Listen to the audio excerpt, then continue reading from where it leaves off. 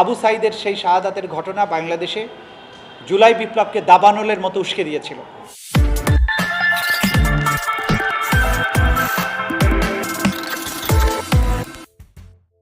রংপুরের বেগম রোকেয়া বিশ্ববিদ্যালয়ের ছাত্র, এই আন্দোলনের আইকনিক যে ব্যক্তিত্ব শহীদ আবু সাইদ, তার শাহাদাতের যে ঘটনা 16 জুলাই 2024 সালে বেগম রোকেয়া বিশ্ববিদ্যালয়ের সামনের রাস্তায় তিনি যখন শান্তিপূর্ণভাবে কোনো রকমের কোনো হুমকি সৃষ্টি না করে রাজপথে দাঁড়িয়ে দুই হাত বাড়িয়ে বুকটা চিতিয়ে দাঁড়িয়েছিলেন এবং বৈষম্য বিরোধী যে আন্দোলন, সেই আন্দোলনের পক্ষে, ছাত্র জনতার পক্ষে অবস্থান নিয়েছিলেন, সেই সময়ে তাকে পরপর বেশ কয়েকটি গুলি করে হত্যা করা হয়। এই হত্যাকাণ্ডের আগে বেগম রোকেয়া বিশ্ববিদ্যালয়ের সেই সময়ের প্রক্টর এবং ছাত্রলীগের নেতাকর্মীরা এই বৈষম্য বিরোধী ছাত্র আন্দোলনের উপরে নানানভাবে বৈষম্য বিরোধী ছাত্র জনতার উপরে কয়েক দফায় হামলা করে, তাদেরকে বিশ্ববিদ্যালয়ের ভেতর থেকে লাঠিপেটা করে বাইরে বের করে এবং রাস্তায় যখন তারা দাঁড়িয়েছিল তখন খুব ঠান্ডা মাথায় একের পর এক গুলি করে তাকে হত্যা করা হয়। তার শহীদ হওয়ার সেই দৃশ্য সোশ্যাল মিডিয়া এবং অন্যান্য মিডিয়ার কল্যাণে গোটা দুনিয়ার মানুষ দেখেছে এবং আবু সাইদের সেই শাহাদাতের ঘটনা বাংলাদেশে জুলাই বিপ্লবকে দাবানলের মতো উস্কে দিয়েছিল।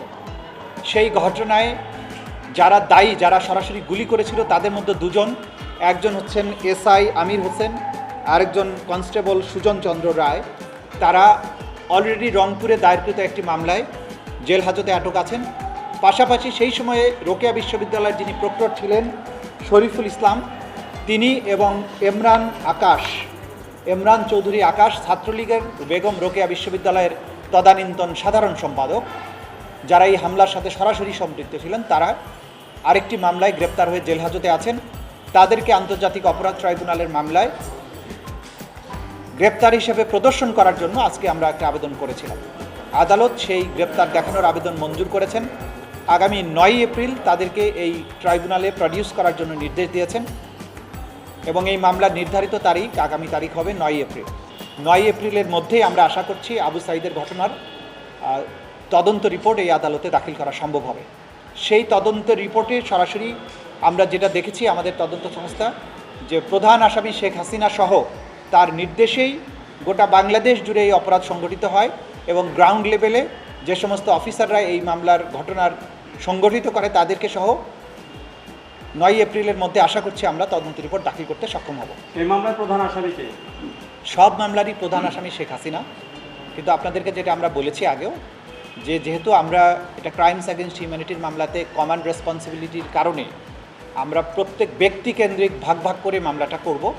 শেখ হাসিনার বিরুদ্ধে একটা আলাদাভাবে তদন্ত রিপোর্ট দাখিল হবে, কিন্তু সকল মামলার ঘটনার প্রধান আসামি শেখ হাসিনা এবং সবগুলো মামলা তার নির্দেশে হয়েছে, এভাবেই সমস্ত রিপোর্টগুলো আমাদের কাছে এসেছে। শেখ হাসিনা হত্যা সহ সব ঘটনার দায়ে তার বিরুদ্ধে আমরা সম্পূর্ণ আলাদাভাবে তদন্ত রিপোর্ট দাখিল করতে যাচ্ছি। সেজন্য শেখ হাসিনারটা আলাদাভাবেই হবে।